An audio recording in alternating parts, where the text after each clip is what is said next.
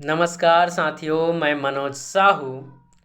हिंदी दिवस की आप सभी देशवासियों को बहुत बहुत बधाई और शुभकामनाएं। हिंदी हम बोले, हिंदी हम लिखे, साथ ही एक दूसरे का सम्मान करें और हिंदी दिवस पर हम समझें, एक दूसरे के विचारों को जानें।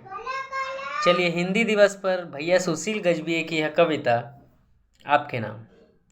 तुम मेरी अपनी जानी पहचानी सी, हवा पानी सी नई पुरानी सी। तुम ही तो हो जिसे बचपन में तुतलाया, जवानी में गाया और बुढ़ापे में मौन गुनगुनाया। वो तुम ही तो हो जिसे सरकारी कक्षाओं में सुनना बोलना कहना सीखा, पढ़ना सीखा, लिखना सीखा और बहुत कुछ सहना सीखा।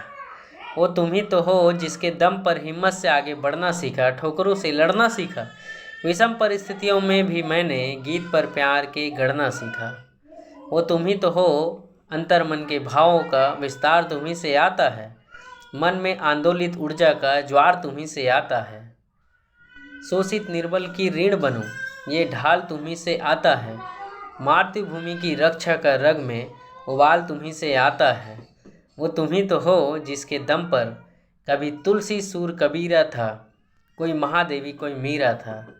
मीर रहीम रसखान कोई खुसरो सा नगीना था। सुमित्रा नंदन मैथिली कोई रेणु कोई निराला था।